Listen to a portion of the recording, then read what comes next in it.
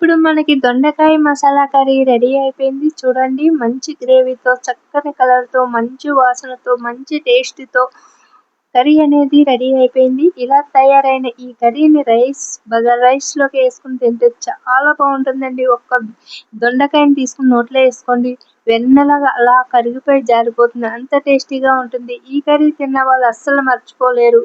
నేనైతే నిన్న ఈవినింగ్ మార్కెట్‌కెళ్ళినప్పుడు ఇలా ఫ్రెష్ దొండకాయలనైతే చూడడం జరిగింది. వెంటనే నాకు మైండ్‌లోకి ఇలా మసాలా గ్రేవీ కర్రీ చేసుకోవాలనిపించింది. వెంటనే అయితే నేను దొండకాయలనైతే తీసేసుకున్నానండి. చాలా ఫ్రెష్‌గా ఉన్నాయి. ఇలా ఫ్రెష్‌గా ఉన్న దొండకాయలతో ఈ కర్రీ చేసుకోవాలి.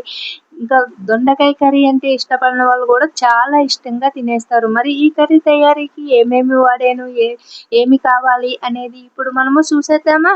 ముందుగా ఒక ప్లేట్‌లోకి తీసుకొని దొండకాయలను శుభ్రంగా కడిగి 4 చీలికల కింద చీరుకోవాలి.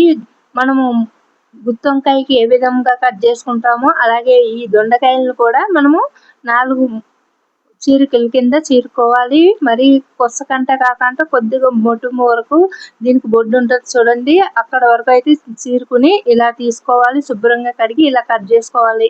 అలాగే ఉల్లిపాయలు మసాలాకి 4 ఉల్లిపాయలు, 2 మీడియం సైజు టమాటాలు, 4 పచ్చిమిర్చిని కట్ చేసుకోవాలి. అలాగే కొద్దిగా కొత్తిమీరని కూడా తీసుకున్నాను. ఒక స్పూను మినపప్పు, పావు స్పూను ఆవాలు, పావు స్పూన్ జీలకర్ర తీసుకున్నాను. ఇప్పుడు మసాలాకి కావాల్సినవి చూసేద్దాం. ముందుగా ఒక మిక్సీ జార్ తీసుకుని దాంట్లోకి కట్ చేసుకున్న ఉల్లిపాయలు, టమాటా ముక్కల్ని వేసుకుందాము. చూడండి ఉల్లిపాయ ముక్కలు మరీ సన్నగా కట్ చేయవలసిన అవసరం లేదండి. ఇది పేస్ట్ పట్టుకుంటాం కాబట్టి ఇలాగా బాగా మగ్గిన టమాటా వేద్దాము ఇందులోకి.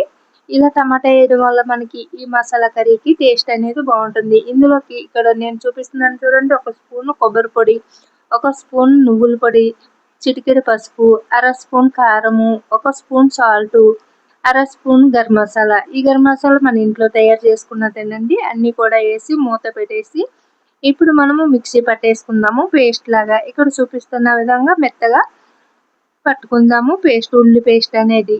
ఇప్పుడు ఇందులోనే మనం కారం అది వేసాం కాబట్టి మనకి ఇదంతా కూడా రెడ్గా కనిపిస్తుంది మసాలాలతో పాటు. ఇలా తయారు చేసుకున్న ఈ ఉల్లిపాయ పేస్ట్ని అనండి ఇప్పుడు మనకి ఇది దింపేసుకుని పక్కన పెట్టేసుకుందామండి. మిక్సీ నుంచి తీసేసుకుని చూడండి ఇప్పుడు మనకి దొండకాయలు రెడీ అయిపోయినాయి. అలాగే పోపు దినుసులు రెడీ అయిపోయినాయి. అలాగే మనకి మసాలా కూడా రెడీ అయిపోయింది. ఇప్పుడు తయారు చేసే విధానాన్ని చూసేద్దాము. అలాగే మీరు తినేదాన్ని బట్టి కారము మసాలాలు అనేది వేసుకోండి. అలాగే ఇక్కడ కరివేపాకు కూడా వేసుకోవచ్చు. నా దగ్గర కరివేపాకు అయిపోయింది కాబట్టి ఇప్పుడు కరివేపాకు అయితే వేసుకోలేదు. ఇప్పుడు నేను కుక్కర్ గిన్నెలో రెడీ చేస్తాను కాబట్టి కుక్కర్ గిన్నె అయితే స్టవ్ పై పెట్టి ఒక పావు కప్పు నూనె వేసుకోవాలండి. నూనె అనేది ఈ కర్రీకి కాస్త ఎక్కువ పడుతుంది. ఎందుకంటే దొండకాయలు వేగాలి కాబట్టి. చూడండి దొండకాయలు చాలా ఫ్రెష్గా ఉన్నాయి కదండి. అప్పటికప్పుడు తెంపిన దొండకాయలు అనమాట. ఇలా మన ఇంట్లో ఉన్న పాది నుంచి కూడా కోసి వండుకున్నాం అనుకోండి చాలా టేస్టీగా ఉంటుంది. అలాగే ఇలా ఇంట్లో జాగా లేదు, పాదులు లేవు అనుకున్నప్పుడు మనం మార్కెట్ నుంచి కొని తెచ్చుకుంటాం కదండి. నాలాగా ఇలాగా తెచ్చుకునేటప్పుడు ఇలాగా ఫ్రెష్ దొండకాయలు ఉంటే తీసుకోండి. తీసుకుని తెచ్చుకున్న తర్వాత శుభ్రంగా కడిగి ఇలాగా 4 చీలికల కింద చీరుకోవాలన్నమాట. ఇప్పుడైతే నేను చూడండి ఇక్కడ చూపిస్తున్న విధంగా నూనె వీటెక్కిన తర్వాత స్టవ్ ఆన్ చేసుకుని నూనె వీటెక్కిన తర్వాత ఇందులోకి దొండకాయలు వేసి ఇలాగా సన్నని మంట మీద దొండకాయలని ఇలాగ వేయించుకోవాలి. ఇలా వేయించుకున్న తర్వాత ఒక ప్లేట్లోకి అయితే దొండకాయలు తీసేసుకోవచ్చు. మీ వీలుని పెట్టండి. నేను ఇందులోకి ఇంకా పచ్చిమిర్చిని కొత్తిమీరని కూడా వేసేసుకుంటున్నాను. ఇంకా తీయలేదండి దొండకాయలు అయితేని. ఒకవేళ మీకు అలా కాదు నేను అన్ని మసాలాలు వేసుకుంటానంటే వీటిని కూడా పక్కకు తీసుకోండి. ఆల్మోస్ట్ ఇవి వేగిపోయినాయి కదా దొండకాయలు. ఇప్పుడు నేను పచ్చిమిర్చి ఇప్పుడు పోపు దినుసులు అలాగే కొత్తిమీర కూడా వేసుకున్నాను కదండి. వీటితో పాటు మరి కాస్త ఎగుతాయి అని చెప్పేసి ఇంకా తీయలేదు. ఇప్పుడు దీంట్లోకి ఒక స్పూన్ అల్లం పేస్ట్ వేసేసుకుంటున్నాను. అల్లం పేస్ట్ కూడా దొండకాయలతో పాటు ఇలాగ వేయించుకుంటున్నాను. చూడండి ఇలాగా.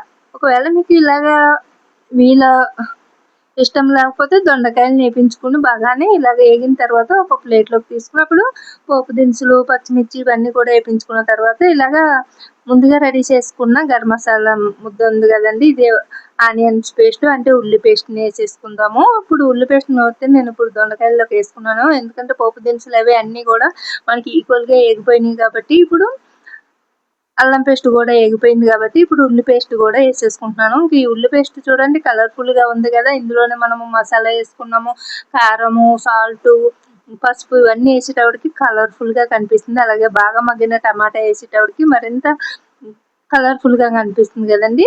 ఇప్పుడు మనకి ఇది దొండకాయలతో పాటు ఈ మసాలా ముద్ద అనేది బాగా ఏగాలండి. ఉల్లి వాసన అంతా పోయేటంత వరకు, మనకు నూనె అనేది పైకి తేలేటంత వరకు బాగా వేపించుకోవాలి. ఎంత బాగా వేపించుకుంటే ఈ కర్రీకి టేస్ట్ అనేది అంత బాగుంటుంది.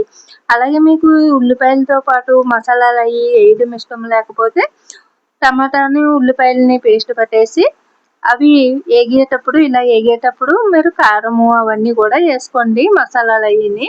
ఇప్పుడు మనకి బాగా ఈ ఉల్లి పేస్ట్ అంతా ఏగిపోయింది దొండకాయలతో పాటు. ఇవి చూడండి వాటర్ ఇందులో వేసుకున్నాను, కప్పు వాటర్ వేసుకున్నానండి. అంటే ఒక పెద్ద బౌల్స్ లోంచి సకానికి అయితే వాటర్ వేసుకున్నాను. గ్లాస్లోకి అయితే ఒక మీడియం సైజు గ్లాస్ వాటర్ అయితే వేసుకున్నాను. కుక్కర్ గిన్నెలోకి తయారు చేసేటప్పుడు ఎక్కువ వాటర్ పట్టదు కాబట్టి ఇక్కడ చూసుకుని వేసుకోవాలండి. గిన్నెలో అయితే గ్లాసులో వాటర్ వేసుకోవాలి. నేనైతే ఇక్కడ పావు లీటర్ గ్లాస్లోకి అర గ్లాస్ వాటర్ వేసుకున్నానండి. వాటర్ వేసి మూత పెట్టేసి విజిల్ పెట్టేసి ఇలాగా ఒక 2 విజిల్స్ కానీ 3 విజిల్స్ కానీ వచ్చేటంత వరకు ఉంచాలి. నేనైతే 3 విజిల్స్ వచ్చేటంత వరకు ఉంచుకున్నానండి.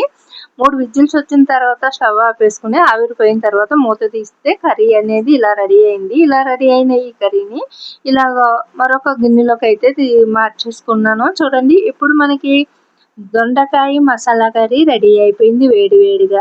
ఈ కర్రీ బగారా రైస్ లోకి చాలా బాగుంటుంది. చూసారా పొగలు కక్కుతూ చాలా కలర్ఫుల్ గా కనిపిస్తుంది కదా. టేస్ట్ కూడా అదిరిపోతుందండి.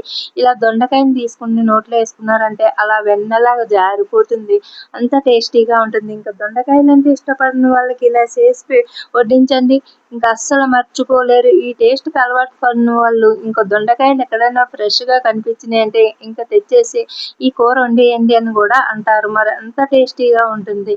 మరి ఎంతో టేస్టీగా ఉండే ఈ దొండకాయ మసాలా కర్రీని మీరు కూడా ఒకసారి ట్రై చేయండి. నచ్చితే లైక్ చేసి షేర్ చేసి మన ఛానల్ని సబ్స్క్రైబ్ చేస్తారు కదా.